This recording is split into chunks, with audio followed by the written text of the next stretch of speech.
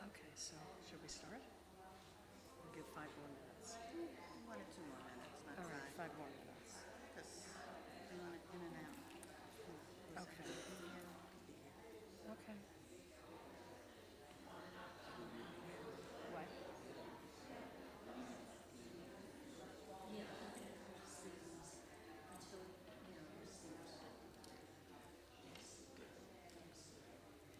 As long as they're seated, we'll. Yeah, okay.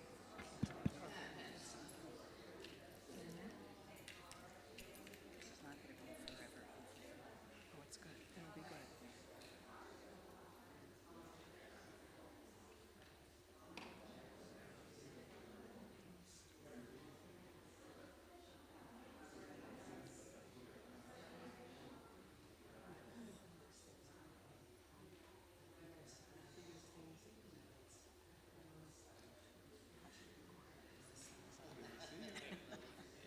Yeah.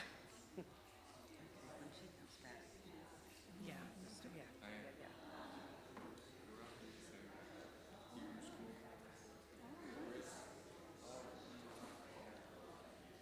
You are as well? No, I wouldn't see people. Oh, okay, wonderful. Okay.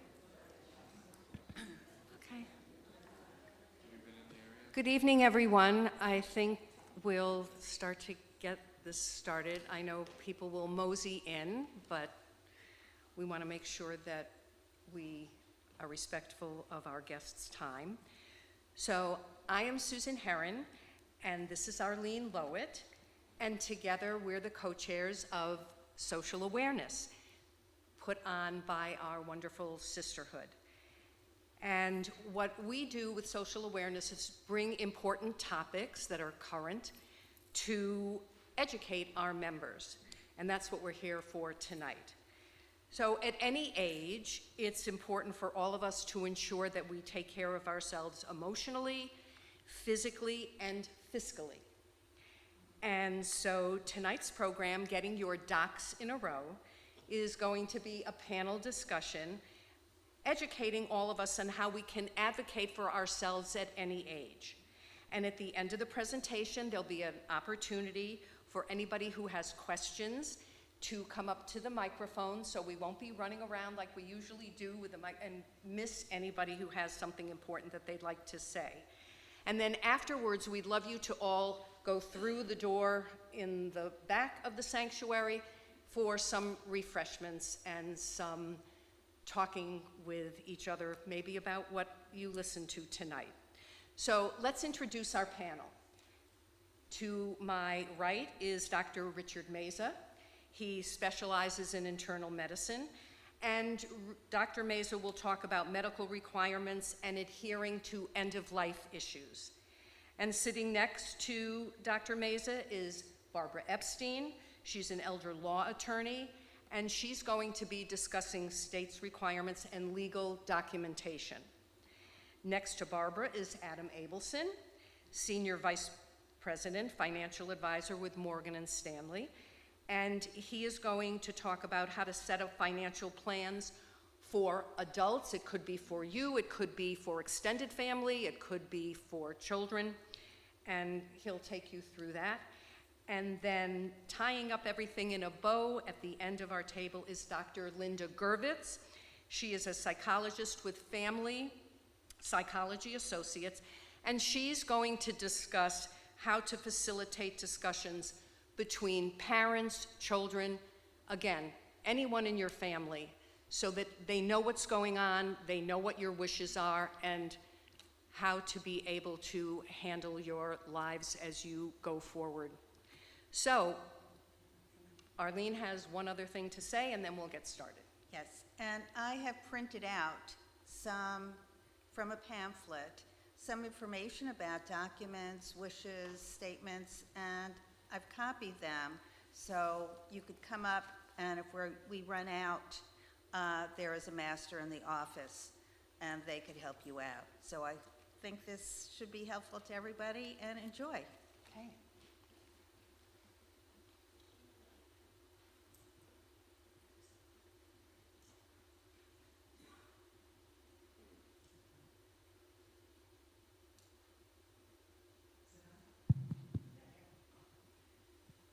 Hi, good evening. My name is Richard Meza.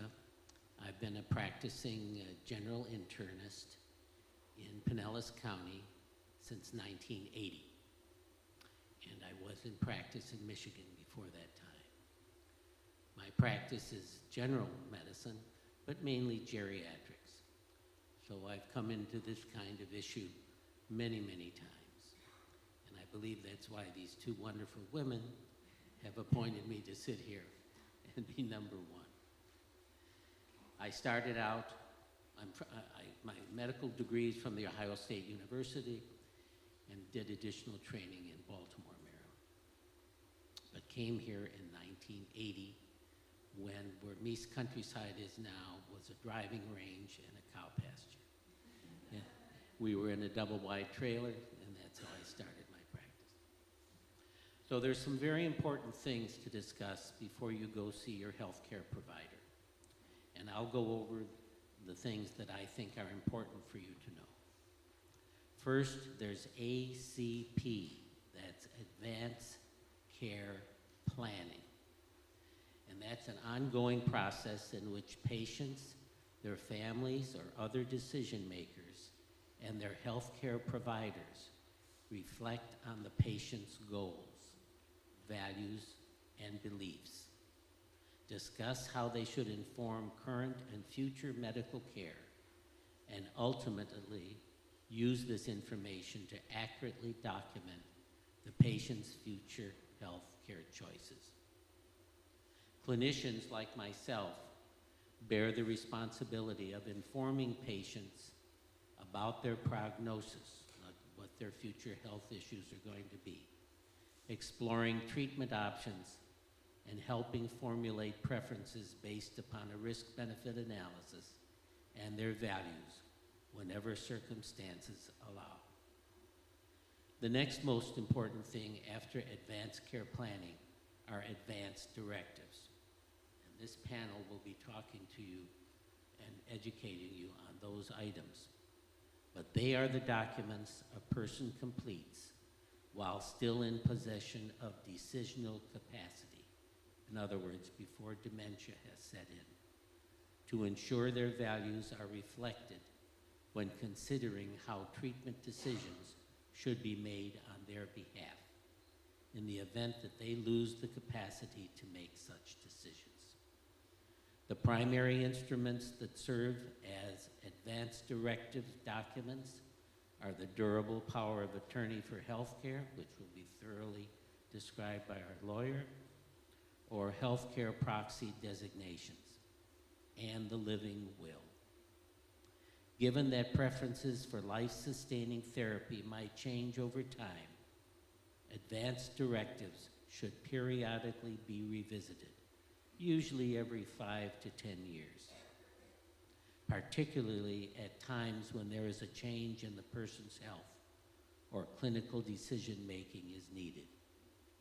In these situations, one can refer to the previous conversations and decision to check in about whether wishes have changed rather than starting the conversation anew. As of now, there's varying evidence that advanced care planning improves outcomes. Doesn't make the person any healthier. That's not its intent. Particularly for patients with serious illness, including rates of completion of advanced directives, likelihood that clinicians and families or other decision makers understand and comply with a patient's wishes. Hospitalization at the end of life is a choice that many patients make, whether or not to do that, and use of intensive treatments at the end of life, enrollment in hospice, and the likelihood of dying in a preferred place. The clinician, like myself, must assess the patient's decision-making capacity before concluding that the patient can or cannot speak for themselves. A surrogate decision-maker should be identified for all patients, regardless of condition, because lost decisional capacity is common.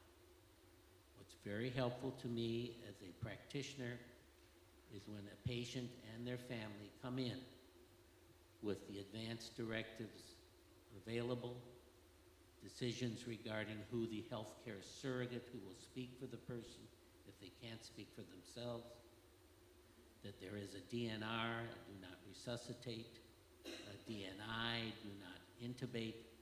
Those are the things that are used to bring someone back if they should collapse. These things are very helpful to have in the initial visits with a healthcare provider. Patients must give their explicit consent for care. It's the patient that really controls this when they have sound mind. All medical interventions, including artificial or oral nutrition and hydration, may be terminated at any time at the patient's request. To have the capacity to make decisions, the patient must be able to express their goals and values and justify their choice in association with these values and goals. If a patient does not have the capacity to make medical decisions for themselves, then the healthcare surrogate, who was hopefully appointed prior to that time, steps in. Patients with the capacity to make medical decisions have the right to refuse medical care, even if there's wishes with those of their, even if they don't agree with the wishes of their family members. For mentally incapacitated patients who left advance directives, the wishes in these directives are determinative. So let me give you two scenarios of actual real-life episodes that I have dealt with personally. First scenario, a 78-year-old white female, never married, no children, a PhD, very successful in their life, extremely successful, has made last will and testaments every 10 years, and unfortunately, the lawyer has died. And the paperwork from the lawyer in the state where she lives was registered with the state, fortunately. There was no healthcare surrogate ever identified. There was no power of attorney ever made. There was no written DNR or DNI. There was some verbalization, do not resuscitate me. Unfortunately, this lady became very ill. Frequent hospitalizations, frequent placements in rehab centers, and eventual dementia. Emergencies came about. Decisions had to be made by people who were not assigned to take healthcare surrogate positions. Nieces and nephews tried to intervene. Siblings tried, but there was no written documentation that was available other than the last will and testament, which was over 15 years old. So in this case, very intelligent people do not think about advance directive or have had that meeting with advanced care planning. Patient died. Things are still up in the air. Our probate expert will tell us about that. And the courts will have this issue to handle. Second scenario, and the final. A 55-year-old gentleman, divorced, 5 living children, 4 in close proximity who have been part of advanced care planning discussions on multiple occasions. The patient was diagnosed with pancreatic cancer 3 years ago and has been going under experimental treatment at our cancer center across the way, Moffitt, but they have failed. Chemo and radiation for the cancer is now ineffective. Hospice has been called in for end-of-life care, and as part of the hospice system, they have contacted the family. The primary care physician has relinquished care to the hospice physician. Well, the one child who is estranged from the brothers and sisters and is still in communication with the patient makes himself known. He's a resident of Manhattan, familiar with Sloan Kettering Institute, and has heard that there's some additional treatment programs that his father may be eligible to partake of. He changes his father's mind. The living will is destroyed. The healthcare surrogate is destroyed. The DNRs are thrown out. The DNIs are thrown out. The patient, with the advice of the son, has made these decisions. And they have moved him to Manhattan to be near Sloan Kettering. We don't have any recent data, but unfortunately this scenario demonstrates the fragility of some of these documents and how important it is during the advanced care planning phase that all family members, if at all possible, are involved with the patient in making these decisions that come at the end of life. So it's not always a sad thing. It's a happy thing when people come in and they've made their decisions and we have things in writing. It's just one thing that needs to be done. And from a medical standpoint, it's a relief when a patient comes in with this documentation. Thank you.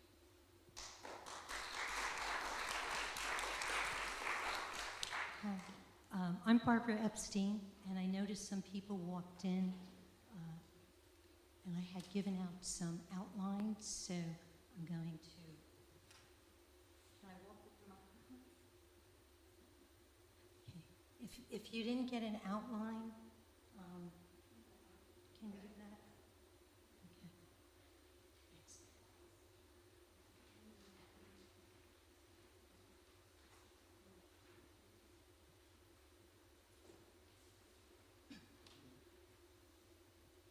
Okay, first of all, I just want to be clear, I'm not giving legal advice because I don't know anyone's individual circumstances. I'm just going to point out some things. Not everything I say is going to be relevant to everyone here. Okay? So that's my disclaimer. And I know it said that I'm an elder attorney, and maybe that's true, but I'm actually an elder law attorney. And just a little bit about me. I was a high school math teacher for 11 years. I was a programmer in COBOL and BASIC. I was also a financial advisor with Morgan Stanley back in 2000. And I've been an attorney now since 1992, and I'm mobile. So I'm a mobile elder law attorney. So I go to people's homes. And what an elder law attorney does, in case you don't know, we're a little bit different than estate planning attorneys. We address issues that affect seniors, which in our state refers to those 60 to 65 years old or older. So when we're talking about elder law, now I do have clients that are younger, because most of the documents that you have, most of the documents that are listed on their sheet are really needed for everyone. Anyone over the age of 18 and anyone who drives US 19 should really have one of these. But so I'm going to just go through what's important, and I'm going to skip around since the doctor discussed some of the healthcare provisions. So I want to start with the most important document, and it's the one that it's the document that most attorneys, for some reason, don't recommend. They'll do wills for people, and I'll ask my clients, where's a durable power of attorney? And they don't have one. So first of all, let's talk about the durable power of attorney that I'm talking about is for financial matters. And what it is, it's a legal document, and you basically name somebody you trust to act on your behalf in the event you're incapacitated. Okay, you're not dead, you're just incapacitated. You could be mentally or physically incapacitated. So it allows someone to go to the bank and give the document to the bank, and they put their name on the account as power of attorney, and that person can write checks and take care of all financial matters. And it's the most important document that there is. How many people have a durable power of attorney? Okay, good. Seems like most of you. Now, the most important thing is that if you look at the outline, the law changed October 1st, 2011. And now there's superpowers. And you definitely shouldn't have a document that is from 2011 that hasn't been updated. And you need a Florida one. The documents that are from other states just don't have the language that you would need if you got, in the event you got sick. For example, we have Homestead, and Homestead is a rather unique concept. Other states don't address Homestead. So if you have a power of attorney document from another state, and it says that your power of attorney, and by the way, the person you name to act on your behalf is known as the agent. So if your agent is given the power, let's say, to sell real estate, it doesn't cover your homestead. It has to say real estate, including homestead. You won't find that on the powers of attorney that are done in other states. So you want to have one from Florida. It's really important. And you also want to have one that is less than 7 years old. And it's not because it's not valid if it's older, it's because some of the banks do some crazy things, and I've had clients, their children have gone to the banks because their parents are in the nursing home or hospitalized, and the bank sees an old power of attorney, and they're asking for the parent. They want to see the mom or dad show up at the bank because they said, how do we know another one wasn't done, in the last 10 years?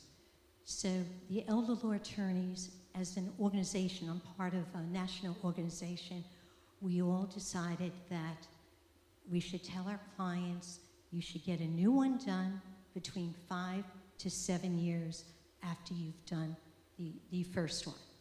So make sure when you go home, and don't keep it in your safe deposit box. Bad place to keep anything. As a matter of fact, I'm going to digress for a minute. During COVID, most of the smaller banks were closed for like 2 months, and my clients could not get into any of the boxes. Keep the important documents at home.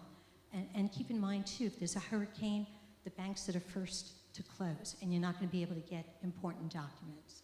So just a pointer. And if you have a power of attorney, make sure your children know, or whoever you've named as an agent, let them know where you're keeping it, and make sure they have access to your house, that they have the code or a key to get into your house so they can get it. And don't do LegalZoom. I've seen more LegalZoom. Has anyone here done LegalZoom? You're not going to admit it anyway, right? No, don't do it. It doesn't have the necessary language. And besides Homestead, what we have that's very unique is we have Medicaid, not Medicare, but we have a Medicaid program, which is a federal and statewide program whereby if you get sick, I and other elder law attorneys can get you help. We could save your assets. If you, God forbid, you had to go to a skilled nursing facility, you don't have to pay, and you don't have a long-term care policy, which, how many people have long-term care? Oh, good. And those of you, if you're still young enough to get it, I'm sure you sell it? Okay. All right. So it's really important, let me digress, that you have a Florida power of attorney with all the Medicaid language. Now you have to be careful, not all of the attorneys know what language needs to be in the document. So you're best off with, at least for the power of attorney, you don't have to give up your attorney, but you should have probably an elder law attorney. You know, there's a lot here. I'm one, Walter Sheridan, you've got Sean Scott. There's a lot of us around because we're going to have all the bells and whistles that need to be in that document. And if you want to stay home, using your power of attorney, if you got sick, we could use that document to get you qualified for Medicaid, to get anywhere from 12 to 40 hours a week of free help to keep you home. So this is how important that durable power of attorney is. It's probably the most important document that you'll have. Okay? And I just do one for business, financial matters. If your spouse, and check the names on it, if your spouse was sick, or your spouse is sick now, or your spouse died, do another one. And make sure you have backup people. I always ask my clients, you know, if whoever they named, are you going to be riding in the same car? If so, do you have other people? I mean, I have some of my documents have 3 backups, just, you know, in case everybody gets into a car accident, and I've had that happen. And don't, this is a big one. If you're doing a durable power of attorney, don't put your children on as co-owners on your bank accounts, because then the power of attorney is not going to work. If you want, put them on as beneficiaries, and I'm going to touch on that in a minute, but don't put them on as co-owners, because whoever's power of attorney for you would also have to have power of attorney for your child. So if the two of you are in a car accident, you might be out of luck. The power of attorney may not be able to get control of your bank. Okay, so really important. If you did put your child on as a co-owner, you know, unless they actually own the money or something like that, I would move your money into an account in just your name or you and your husband, and then have a power of attorney, and you need to have the same one for you and your husband. And there's some situations which I'm not going to get into. If it's a second marriage, you have different children, because then I usually use co-agents. But that's for another day. Okay. Let's go, how am I doing with time? Good? Okay. Let's go into wills and trusts. Oh, and let me go back. Let me digress one more time. If you don't have a durable power of attorney, or if it doesn't have the right language, or everybody's dead that you named on it, and you're incapacitated, do you know what the courts would do if you don't have a durable power of attorney? Anyone? Huh? A guardianship. Yeah. And you do not want to be in a guardianship. You lose control of your money. You may not get your loved one, your kids appointed as a guardian. They may not qualify if they've had a felony or they've had a bankruptcy. So it's really important. If you don't have a durable power of attorney, go get one and get it done by an elder law attorney. And don't tell your estate planning attorney that I said that, because they'll never talk to me and I'll never get another referral. But I just want to stress how important that document is. All right, so let's move on. I'm going to skip over healthcare surrogate and living will for now. Let's go into wills and trusts. Okay. I'm not a fan of trusts. Now, some people, do need a trust if you have property in other states, if you have, right now, the 2024 state tax and gift tax exclusion is $13,610,000. So most of my clients don't have that kind of money. So if you do, I'd give you a different attorney because I'm not that advanced. So I don't handle high net worth individuals like that. But I don't like trusts. I actually prefer, let's go to 5, and then I'm going to go back to wills and trusts. I prefer, if you can, to put a transfer on death on your, or a POD on your assets. Do you know the difference? No? Okay. A transfer on death is what our financial advisor would be doing for you. You can do a transfer on death, and you going to discuss it? Okay, he's going to discuss this. I'm not going to talk about it. It's a beneficiary designation, and he'll go over it. Okay, so that's what I would prefer. Now, a lot of you, and the POD is what they call the beneficiary designation on a bank. Now, the transfer on death, and I'm going to let Mr. Abelson discuss the beneficiary designations and contingent, so I'm not going to cover that. But you can be more precise with a TOD if you have a brokerage account than if you have a bank. Now, a bank, if you put beneficiary designations on it, you can put, let's say you have 3 kids, you could put 3 kids as beneficiaries, but God forbid if one dies, the 2 who are surviving will get the assets. You cannot leave anything to the deceased child if they have grandchildren. So there's a big difference with beneficiaries on bank accounts, and you shouldn't be keeping a lot of money in your bank account anyway. This is a plug for Morgan Stanley here. You should keep minimal in your bank account and invest the rest. But we won't go into that. We'll go into that. So let's go back to trust. How many of you have a trust? Okay. Now, I want you to all check. Like, a lot of people need a trust. Years ago when I first went into practice, because if you had your money in a brokerage account, there was no such thing as a transfer on debt. So you had to have a trust. Okay? Today, that's not true. You could put beneficiary designations on it. Some of you may have had trusts done because you still own property in other states. If you own property here and another state, you need a trust, because otherwise you have to do a probate in the other state and a probate here, and that could get expensive.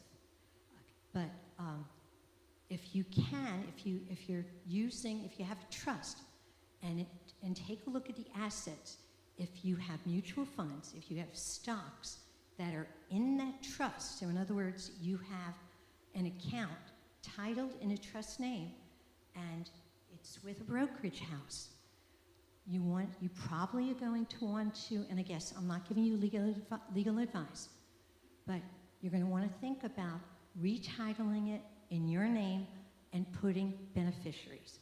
Because if you die with a trust, okay, a trust needs to be administered. It doesn't go through probate. Most attorneys will not tell you.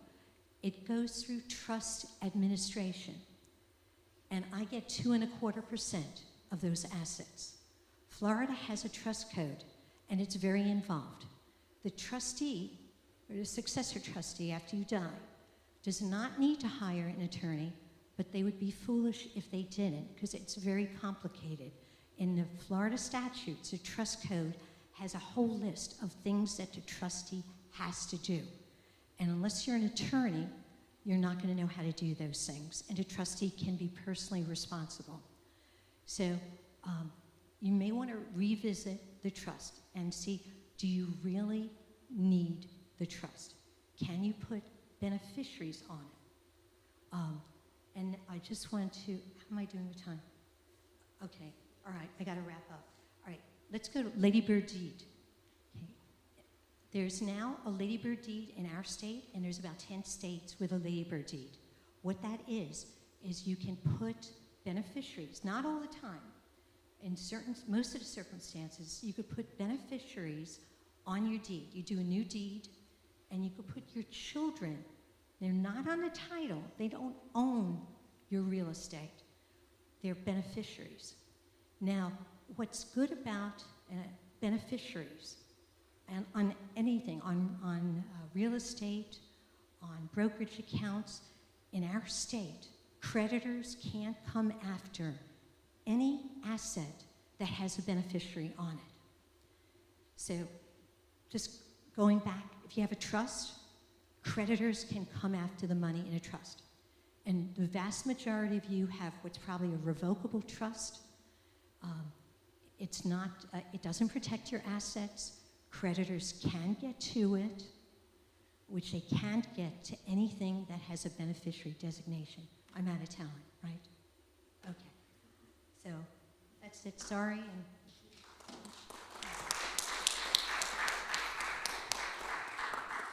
Thank you. I'm Adam Abelson. I'm a financial advisor with Morgan Stanley, and I'm a family wealth director with the firm, which means I'm specifically trained to work with ultra high net worth clients at the firm. So kind of a different perspective. But also I'm a certified financial planner, so I studied a lot and took a lot of hard tests, and now I have letters next to my name, and I need to pay for continuing education courses. But anyways, so this is my background, financial planning and investing. And where I would start with is the less technical stuff about money. Money is not the ends to anything, right? It's your relationships and your health are ultimately way more important than your money. So it's a question of what do you want the money to do? How do you want it to affect your family? How do you want the next generation to use it? These sorts of questions should be asked before you just have it go to your heirs, which may ultimately be what you do anyways. But I would encourage you to really think about what do you want these assets to do for the next generation? How do you want them to be handled? Whether you put that into a legal document or you just discuss it with your family. That's what I would start with saying. What do you want to do with it? Either you give it to your family, typically you give it to heirs, or you give it to charity. There's a ton of ways to give it to charity. And I'm not here to plug the temple, but you could give it to the temple. And so one concept with giving assets away, we have seen several very kind-hearted clients approaching their end of life, and they think that they're going to pass away any day, and they start to give their assets away to their kids and their grandkids, and the grandkid needs something, they write a check, and before you know it, they don't have any assets, and they didn't die this year, and they didn't die next year, and they didn't die for the next decade, and it happens. We don't know when we're going to pass away. So that's big advice I would give you, is do not give away all of your assets because you're convinced you're going to die. Right? You don't know your own timing. And the assets will be there for your heirs. You need to take care of yourself, right? So that's a big advice, is don't give it all away. And then as far as financial planning, we want to plan to live longer. It's in the same vein, right? Your financial plan is easy if you pass away. You made it. You didn't outlive your money, right? So the goal is you don't want to outlive your money. You got to plan that you might live longer than you expect. So as far as a financial plan is concerned, I would suggest you meet with somebody who does financial plans on a regular basis, but they don't need to be too complex. It's just what money comes in. Maybe that's Social Security, maybe it's other income, but what money comes in, what do you spend, and what's the difference? And so either you're going to be adding to your portfolio because you spend less than you bring in, or you're going to be withdrawing from your portfolio because you spend more than you bring in. But it doesn't need to be complex. Just understand your own cash flow. And that'll tell you a lot about where you're going in the future and if your assets will grow or shrink. So that's what I touch on there. And as far as making a plan, not only is making a financial plan good for yourself, but if you do it with an advisor like myself or any advisor, at least somebody knows what you've got and what's going on. And that's another big thing you can do for your family, is just write a list of the stuff that you have, things of value, things you want to make sure that they understand. And we've heard many stories of clients that have a piece of art that their kids just think is some crud that was on the wall since they were a kid, and they sell it at the estate sale for $10 or whatever it was, and it was an extremely valuable piece of art, but the kids just didn't understand. So probably what's more important than any legal document or any advice I would give you with doing a financial plan is talking to your kids, making a list, right? Talking to your heirs about what's important, what it means to you, how it should be handled. These are not fun conversations. There's a lot of important things we do in our life that aren't fun. That's not why we do them, right? We do it because we care about the other people. So talk to your kids about money. For some reason, it's a taboo in our society to talk to our children about our money. But it's important. Otherwise, how do they learn? They're on their own. So that's my advice there. And let's see. Along with your list of stuff, you probably want to warn them about any debts as well. So include the debts that you owe. And then also write down who to contact. Who's the main person you want to reach out to about those accounts or that artwork or whatever it might be. So try and make it easy for your family. It reminds me of, I think they say the last mitzvah we do for our loved ones is we bury them. We watch over their body, right? It's a mitzvah that can't be repaid. And I think it's kind of a likewise mitzvah to do for your heirs, for the people that outlast you, to get everything ready for them. Because it's much harder for your heirs to figure out what you wanted to do than for you to put it on paper and just give them the answer. So that, I think, is ultimately more important than the rest of the stuff I'm going to say, but I'll say it anyways. Another reason why to talk to your family is you're going to prevent arguments. If you don't tell your heirs what everything meant and how you expected it to go, there ultimately, usually, will be disagreements or misinterpretations. Once again, what's more important than the money is the relationships. And would you like your kids to have a good relationship, or would you like to, incite a feud in the family because you didn't communicate? So, communication is everything. Yeah, I'm sure right? We're going to get more to that. Well, I apologize, but repeating it is worth it. So that's what I'll touch on as far as talking to your family. And then, right, so if we've made a plan of what you want the assets to do and you've communicated it, now it's a question of structuring it so that the assets will actually do what you want them to do.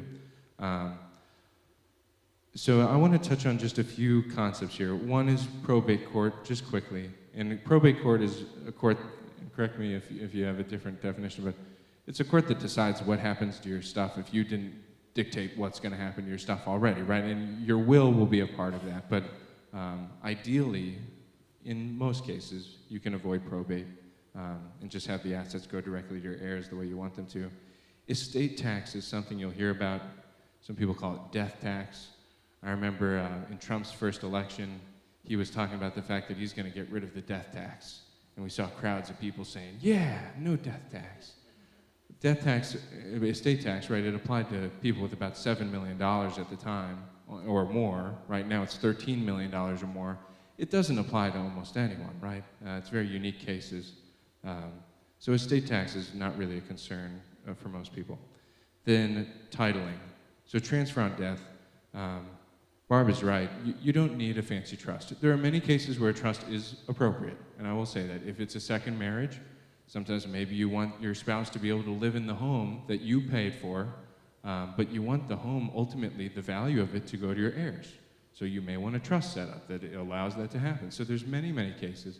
Maybe an heir just isn't equipped to handle that sort of money, or it might ruin their lives, or they have a drug addiction, or you're worried about the person they're going to marry, and you want them to have a prenup. You can have a lot of control if you have a trust in place. So there are costs associated with a trust, but there's a lot of benefits if you're in a situation with some complexity where you don't just want to give the assets outright to the heirs. A trust may make sense for you. So transfer on death, we'll just touch on that very quickly. If you had an account with us and it was in your name and you wanted to make sure it went to the beneficiaries, all you'd have to do is sign a form that we'd give you. We'd put it on file on the account, and then the day that you pass away, the assets go to those heirs. It's done. I mean, there's really no question about it. So it's extremely easy, and you don't need a lawyer involved. You don't need expenses involved. We just sign a form. The same is really true with your IRAs. Any retirement account can have beneficiaries selected. So select your beneficiaries, and then put on contingent beneficiaries. So a contingent beneficiary is what if all of your primary beneficiaries had passed away before you passed away? Then it will go to your contingents. And once again, you don't need a lawyer, there's no expense involved. Just make sure you've designated a beneficiary and a contingent. You don't want a court deciding what happens to your money. You want to decide what happens. So that can cover most people, transfer on death and beneficiary status for retirement accounts, as well as insurance policies. You want to make sure those beneficiaries are up to date. Some people have donor-advised funds, and this is not a plug for TOP, but I'm also the investment chair of TOP, so maybe it is a plug for TOP. But anyways, donor-advised funds. It's like a private foundation for yourself. It's very easy to administer, very low cost. But the point is, many people don't know that you can have a successor recommender for a donor-advised fund. So you've got $5,000, $10,000, whatever it is, in this fund for charity of your choosing. That money doesn't have to go away at your death. You can make your heir a successor recommender, and they can continue on the charitable legacy that you want to leave. And we've talked about a lot of this stuff already, Lady Bird's Living Trust. So, yeah, important estate documents. We've talked about living wills, powers of attorney, medical directives, guardianships. You want to be clear who's not only taking care of your young child maybe, but also some people, they care about their pets and they want a guardian assigned to their pet. You really can do that. You could even leave assets to take care of your pet. So you can get very creative. And let's see.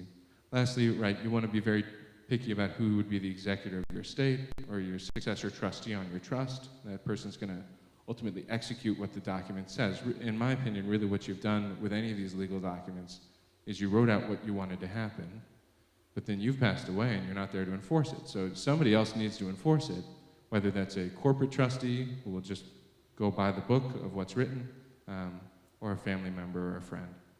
So, yeah, we've talked about why you might have a trust with complex situations. Other than that, I would talk about just things you want to gather, make life easy for your heirs. So your own important documents, marriage licenses, birth certificates, social security numbers, your estate planning docs. You want to make sure that your heirs know where to find your estate planning docs. Account statements, right? Things with pertinent information that they can understand where it is, when that statement was. Was that from this year, or was that 20 years ago, and that account doesn't exist anymore? We want to make it very easy.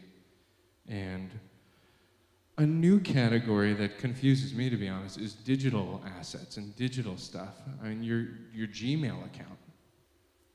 You might have some important stuff in your email, and your heir might want to get in there. And my personal opinion is maybe you should make sure that you have a list of passwords and things that is accessible to your heir. That's my personal opinion. I think the true legal opinion is that you want some sort of a digital executor, if that even exists. But the point being, I've heard of a scenario where there was a Facebook profile that was very important to somebody, and they had given the password. Their heirs had gotten locked out of the profile, and they wanted access to it.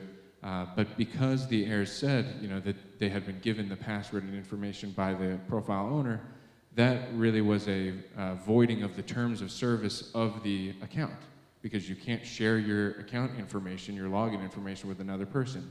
And so then they were locked out. And so I don't know how to tread those waters best legally, but I do think you should, if you have important stuff online, photos, right, emails, records, files, make sure that your heirs know how to get them. Otherwise, they're lost in cyberspace forever. And of course, you can help your heirs too with funeral arrangements. It's tough to know what would your loved one want, but you can tell them. It's a big gift you can give to them. So that's, I think, most of what I want to touch on. Okay, I'll touch on a couple other things. If you make a trust, you need to put the property in the trust. And so it may sound silly, but we see it all the time where clients will go to a lawyer, they'll have a beautiful trust written out that'll say exactly which kid and which grandchild gets what asset at what age and what amount they're allowed to take out each year. And then the assets ultimately are in an account in their single name because they never told us that they made a trust. And then they pass away, and the assets, there's probably not even a transfer on death on file, and they just go to probate court, and the court distributes them. because they didn't simply give us the trust document and make sure that the assets were titled in the trust rather than an account in their own name. So it is important. And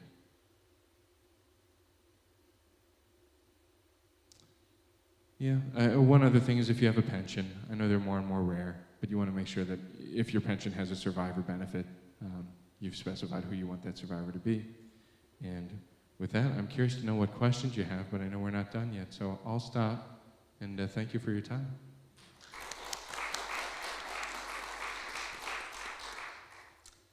Good evening. Thank you. Can you hear me? No? Can you hear me now? I think I did you a disservice. I was speaking right into the mic, so. Oh, okay. Is it on? It is. Is this better? Okay. First of all, I'd like to thank all of you for inviting me to speak with you. It's an honor. My name is Dr. Linda Gervitz. I'm a clinical psychologist. I've been practicing, I'm not sure I want to say exactly how many years, but let's say it's well over 40. Currently, I am with a group practice in Safety Harbor called Family Psychology Associates, and my area of specialty is working with older adults. And one of the things I do is I serve on examining committee of people that go around and assess people for guardianship.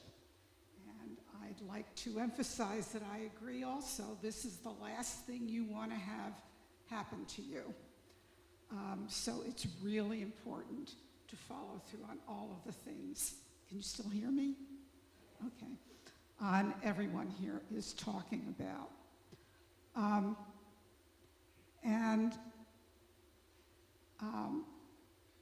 I'd like to emphasize that it is really important to talk the 2 generations or 3 generations to share information about their finances and their health care choices and what's in their will, and I'll get to why that's important later. But that's often easier said than done. But when should you do that? As soon as possible. Don't wait until somebody dies or someone is diagnosed with Alzheimer's disease or someone is in the hospital and has to go into a facility. That's much too late. You want to do it as soon as possible. Also because many times this isn't going to be just one conversation. It's going to be several conversations, particularly if there is some resistance, either on the part of the older person or on the part of the children or other people involved to have these discussions. So you may end up having to just bring the topic up initially, see how open people are to having the conversation, and slowly get into it. Unfortunately, it's often the people that most need to have these conversations who are the most resistant to it. Guys, I hate to tell you, but you've been the ones in charge of the finances. You think you're really clear on what's going on. But if you get sick or you start to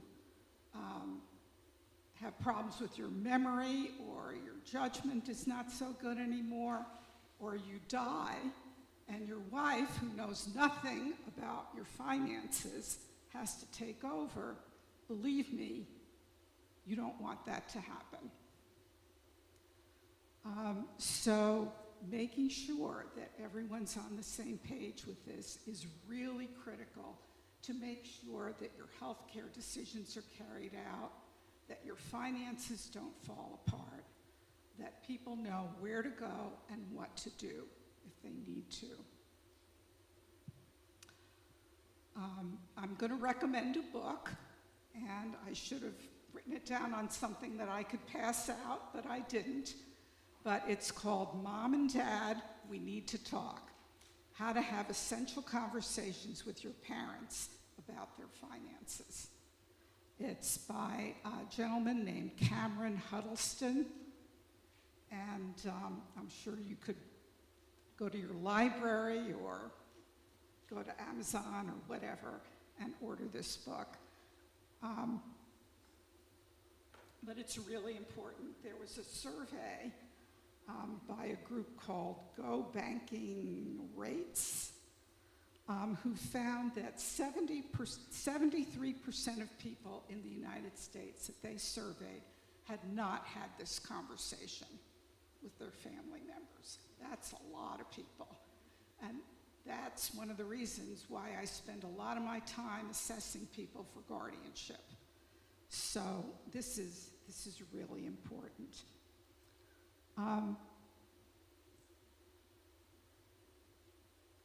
When you decide you want to have this conversation, I'm going to speak to the younger people in the audience now with your parents. It's important to think about when is a good time to do it. It's not a good time, say, on Yom Kippur break fast, you know, when everybody's rushing around trying to get the food ready and the kids are hungry and yelling. That's not a good time.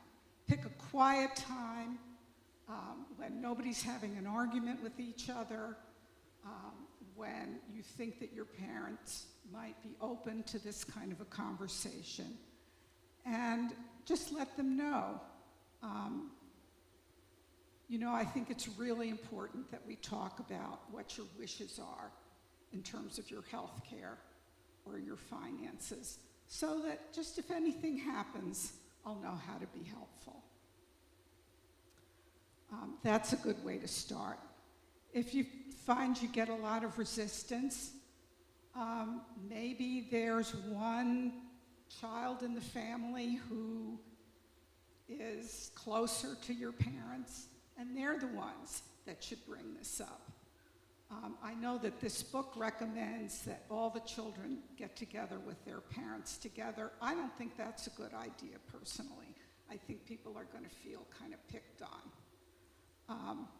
So for one child to introduce the idea, and then everyone else can get brought in. If you have a pretty good relationship, it's a good idea to not beat around the bush. Just say, I think it's really time for us to talk about what your wishes are. And to put it in terms of wanting to be helpful. Saying something like, Mom and Dad, I really need to know how much money you're going to leave me in your will, probably is not going to get you very far.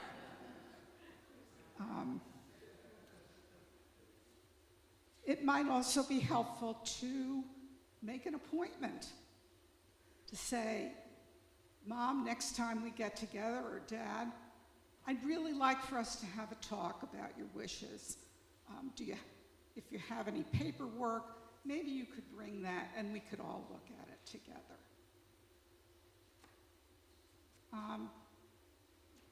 Another way to bring it up would be to ask for advice. Most of us old folks really like to be asked for advice by our kids. To say, do you have any thoughts about whether I should have a will or a trust? Where have you invested your money?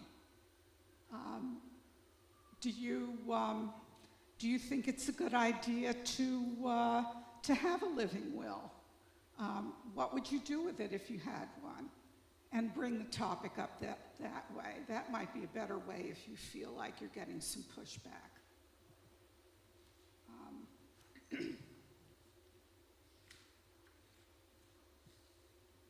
Another way to do it might be to bring up something that you've read in the newspaper about some situation that's gone badly wrong. and say to your parents, you know, I read about this family where the parents died in a car accident and nobody knew where their will was and it was a nightmare, and I really want to avoid having that happen.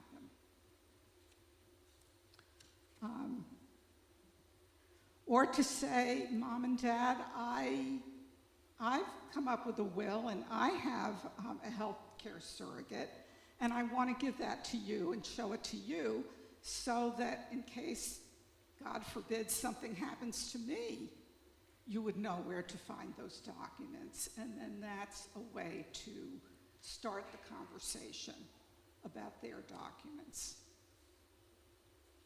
Life events are a really good time to bring this up. A new baby in the family, a marriage, and someone in the family dying. That's also not in the middle of the funeral, obviously, but those seminal life events are really good times to naturally bring up this kind of topic.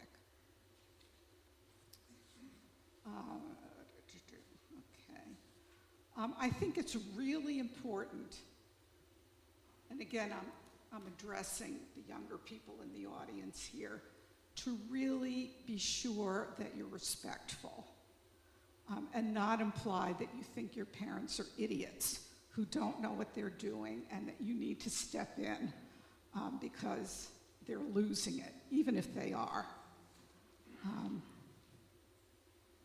How am I doing on time here? Okay. And I found in trying to share this information with my children that they've been resistant. They didn't want to hear about it. Mom, you're really young, you're still working. You know, I don't need this information right now. And I had to be really very insistent with them. And I gave them a copy of my will, I gave them a copy of my healthcare surrogacy papers and my durable power of attorney, and told them about my bank accounts, and they were pretty uncomfortable. They were squirming. So it's not, I think it's very difficult for younger people to think about their parents being ill or their parents not being around. The other kinds of conversations in this vein are ones that maybe you haven't thought about and that our financial planner here alluded to. And that's that you really talk with your parents, your children, about why you've made the decisions you have. And that could be about things as trivial as grandma's engagement ring. I can't tell you how many families I've ended up counseling after a parent's death because the siblings started to squabble over things that their parents probably thought were relatively unimportant. Or the parents decided that one of their children was really struggling financially and another one was a millionaire, and so they gave more money to the child that was struggling financially without giving anyone a heads up. And there was an explosion. And people go to court and they want to get the will overturned. When if the parent had just sat down with their children and said, I want to explain to you why I've made these decisions that I have, maybe they won't be happy about it, maybe they'll give you an argument, but chances are they won't at least be surprised, and they'll know that this was definitely your wishes, that their sister didn't come and whisper in their mother's ear, oh, I don't like my brother, don't leave him any money, or any of that kind of stuff. And that happens more than you can imagine. There is a lot of competition, all that sibling rivalry stuff from childhood, all gets brought up again at the death of parents. And you want your children to have each other and have a positive relationship. So those sorts of things are really important. The same thing with healthcare decisions. You don't want two children arguing in the waiting room of a hospital over whether or not you're going to have a feeding tube put in, or as Dr. Mazur mentioned, whether you're going to have some kind of experimental cancer treatment.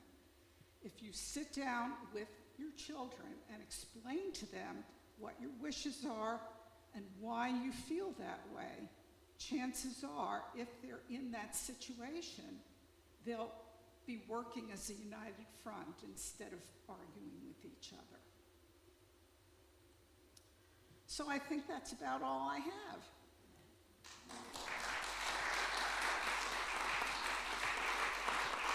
Can I make one more remark? I'm looking at my notes at the important stuff I didn't say, right? Two things. First of all, if you have multi-millions of dollars, you should see an attorney about planning your estate. Period. We talked a lot about who doesn't need to do that. There are certainly people that need to do that. Secondly, some people have Apple stock that you've owned since 1999, or some of these old companies, old assets, old properties that have greatly, greatly appreciated in value. Do not gift those assets before you die. We often see, you know, I've got my Apple stock, I want my kid to have my Apple stock.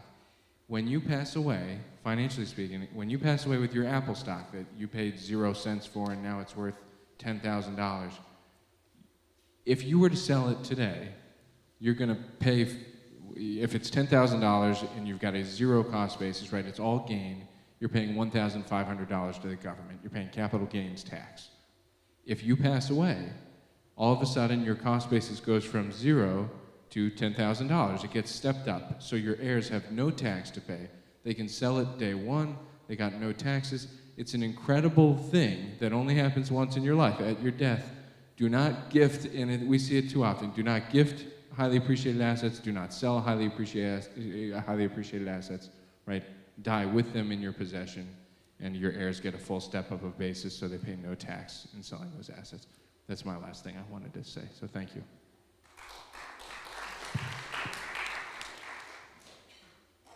Thank you so much. We want to thank our panel and we want to thank you all for coming.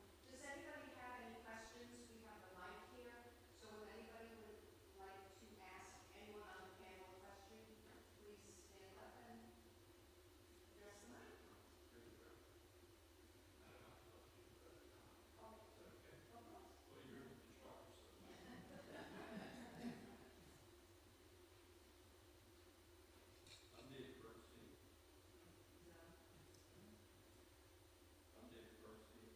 So, David Bernstein.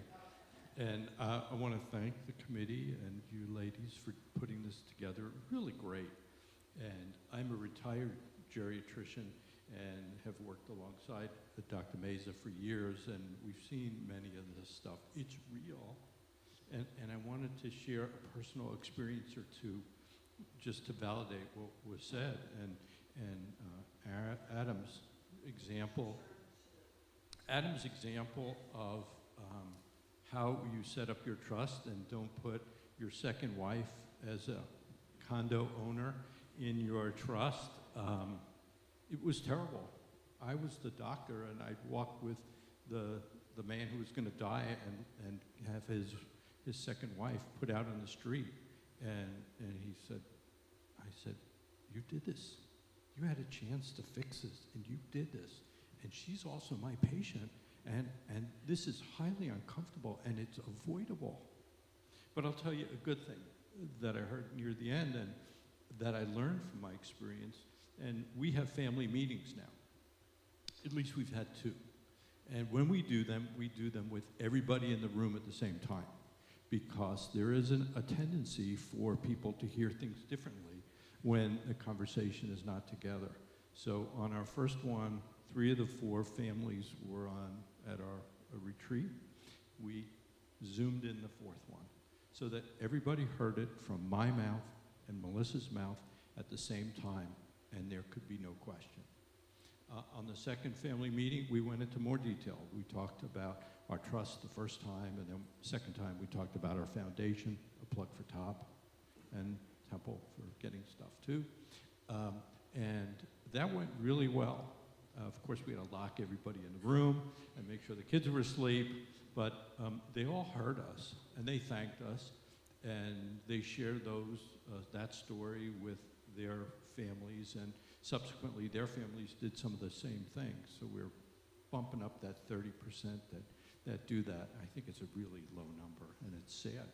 But it's really, really important for those people who have not done something like that, and then they said, we don't need these family vacations anymore.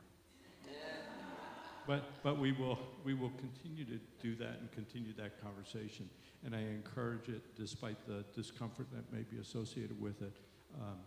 There was a selfish part of that as a physician, in that if my family members or patients did that, it would ease the burden on me as the primary care provider. So that was important too. Thank you for the time. Does anybody else have a question?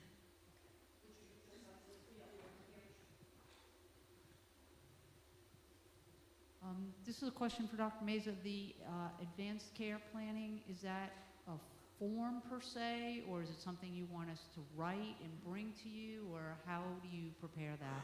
It's a meeting. It's not a form. So coming from the advanced care, the advanced care planning is actually a meeting that develops the advanced documents. So it's the documents that come from the advanced care planning. The healthcare surrogate, the durable power of attorney, the DNR, the DNI, and those kinds of things. So once you have those documents, then you just present them to your primary care doctor? That is correct. So that's what that's... Right, that's Okay. right. Very cool. And you can include the healthcare provider in the advanced care planning meeting if the patient wants to hear more about their prognosis and all that kind of stuff. But usually it's the family, the children, and other important members that would be making those decisions. Okay, thank you. You're- I wanted to also comment on what you were saying. Our family, my father also did several meetings with us as children, and he prepared, which I've recommended to my family as well, is for all of us to prepare a book that has all of our accounts, account information, all of our whatever other documents like you had mentioned, and so each of our children are all planning books, and so we all have books. And the other thing that my father did for us as children is our family is he pre-planned our funerals, so all of that is all paid for, and that's an important thing to do as well, I believe.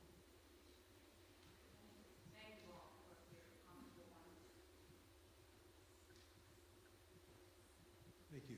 The question first is for Barbara. Person has a revocable living trust from another state.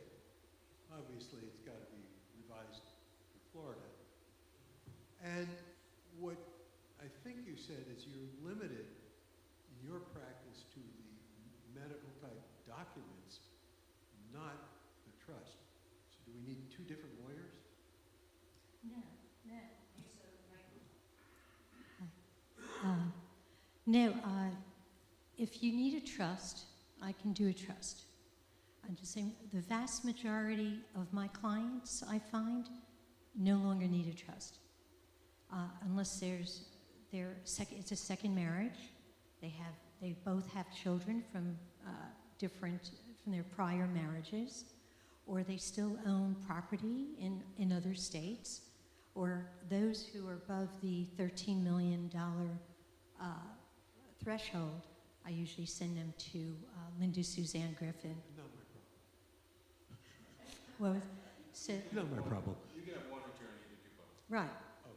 right. I'm Okay. just saying, I'm not an advocate of, there's a lot of attorneys, unfortunately, we're supposed to be fiduciaries. We're supposed to act in your best interests. But a lot of attorneys, and some of them were trained to do trusts because years ago, that threshold was a lot lower, and there was something called AB trust if you had a husband and a wife. So we needed the trust, And years ago, we couldn't put beneficiaries on beneficiary designations on brokerage accounts. But a lot of people, I found, my clients, they either sold their property that was, they had out of state. They're down to one Florida homestead. They don't have 13 million. They're on their first marriage. And I find they really no longer really need the trust. And the reason I try to have them put beneficiaries on their accounts, or actually I prefer that they do a plain will and have it go through probate. And the reason for that is because trusts don't have a lot. If something goes through probate, now most of you probably heard probate's a bad thing, but it's really not, because the court checks every single thing. I have to file things with the clerk of the circuit court. It goes to the judge. So there's a check system in place. The beneficiaries who are going to get the money have to, well, first the creditors have to be paid. The beneficiaries have to actually sign that they received the money. When there's a trust, the trustee basically, unless there's a trust protector or the trustee is a large company, and Adam told me that Morgan Stanley used to act as trustees, but they do have people that they refer to, professionals.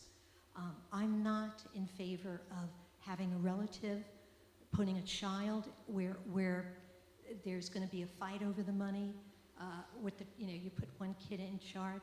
So I rather, if at all possible, not see a trust done unless it's absolutely necessary. Plus, I get 2.25% of when I have to do a trust administration, and you need a trust administration in Florida because there's a Florida trust code, and it's so complicated that the trustee cannot do it on their own. So when somebody dies, you've got to get an attorney. If not, you could be liable for all kinds of things if you do it incorrectly. And I get 2.25%. And I rather your children keep that money, because I would want someone, if I went to an attorney, I'd want them giving me that advice. The last question is, will you make your cards available? I'm sorry? Your cards available. Oh, yeah, I'll put them up after, sure.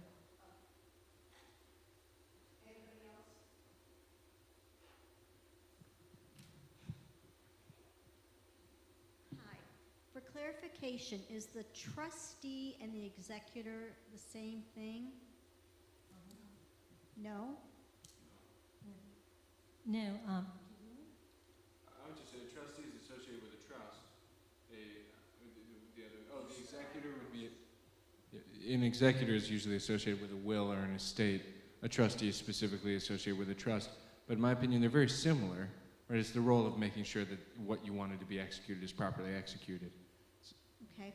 And when you're speaking of an executor, and you state that you should probably have contingent executors as well?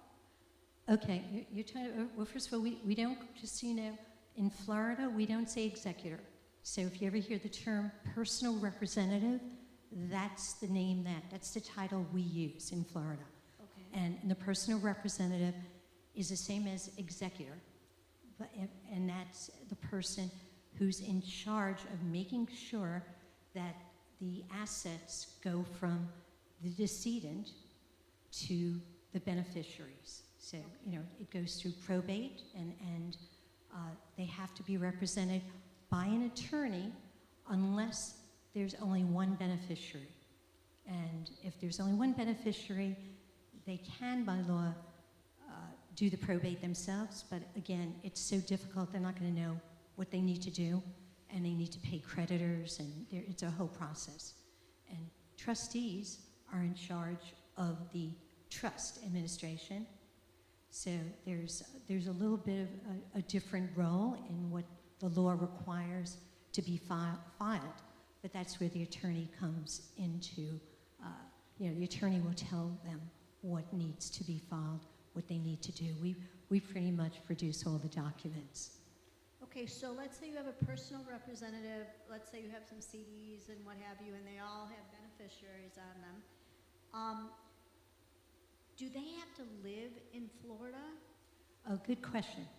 Yeah, if the personal representative is related by blood, and also if they're like a spouse of a blood relative, they can be out of the state of Florida. If the personal representative is just a friend, they must live in Florida.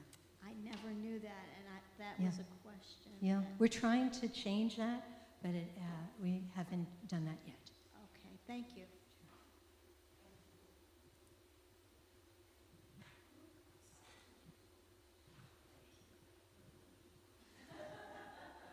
Question on the TOD. It's something that I wasn't familiar with. Does that take priority over what is written in your will? I would say, yeah. Does a TOD designation take priority over what is written in a will? It's like Yeah. naming a beneficiary, just like your IRA or something. Correct. That asset just goes to that person. It doesn't go through court where a Okay. will would. We've all heard the exist. stories about the influential caregiver who gains the trust of a family member, unrelated. If that person is influential enough to create a TOD, do you have any kind of fiduciary responsibility in accepting that? I'll take this question as pointing at me. If that was to happen at my office, we simply would understand that this is an extremely risky situation. We would involve risk and compliance. We would not make any sort of change based on, especially if they were mentally, not 100% there. If there was any sort of question about their mental acuity, but ultimately, if the person is mentally sound, Yeah. it is their asset. They can choose to give it to whoever they want, but we would move very, very carefully. Yeah. Which, if you had an irrevocable trust, you could prevent them. That's true. I'd like to add that I think this is a really important point. People have the right to make bad decisions. And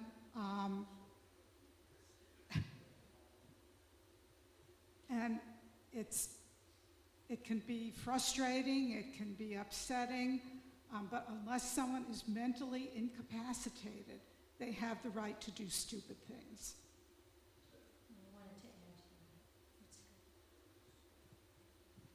And I don't, so I kind of differ in opinion from you. I tell my clients to hold on to the documents. I tell them if they want to share the healthcare surrogate living will, give that to your kids. I tell them to hold on to the power of attorney and hold on to the will. Just tell your children where you're keeping it, in your house. Because what I found sometimes is that, even though I give them that advice, they gave the power of attorney to their children, and now their children think they're making a bad decision, and because they have the power of attorney, they're calling me and asking me if they can undo whatever their parents do, And the bottom line is it may be a bad decision, but they're competent to make the bad decision. So it's their decision, that's what I tell the children. Don't let any caregivers get too close.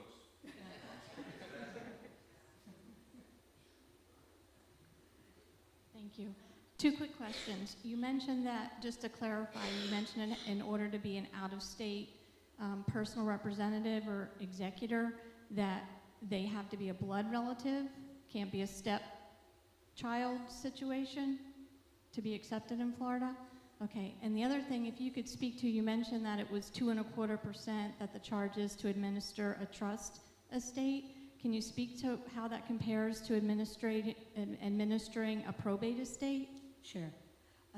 For a probate estate, now attorneys can charge whatever they want, but statutorily, and I go by the statute, because you run into less problems. So the probate, I charge 3%.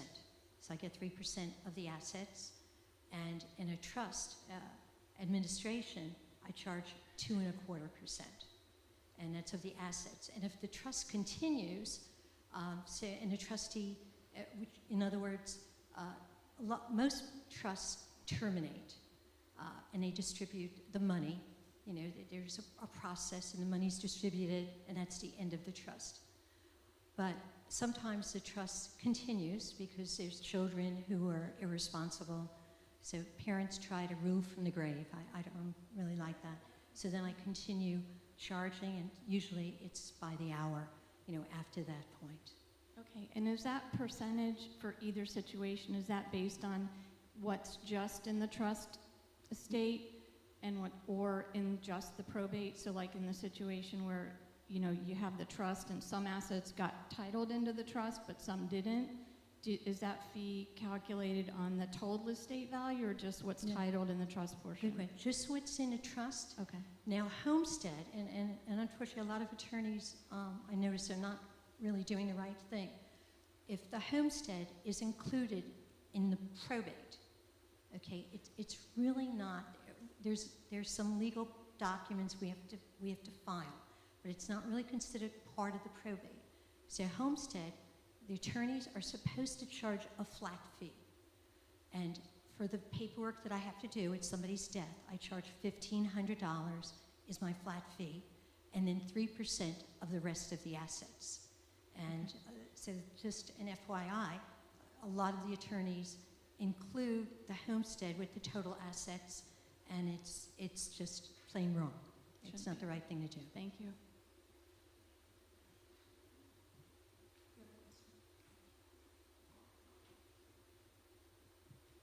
I have a comment for those that inherit the money. On the day that the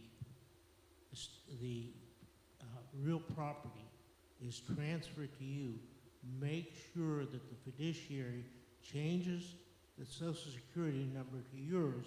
Otherwise, you're going to have to pay estate tax for the deceased, but if it's transferred to your name, that doesn't happen. I went through that on one account, and I had a fight with the IRS for 2 years before I got it straightened out.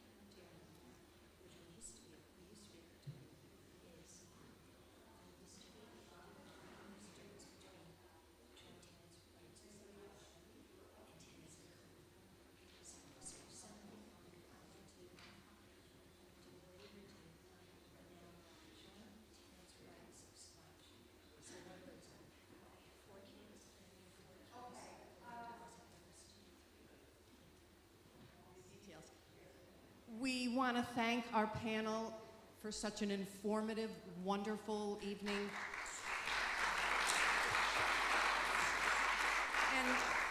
And thank you to all of you who have come to listen and asked your questions. And if you would be willing to stay and join us for some refreshments and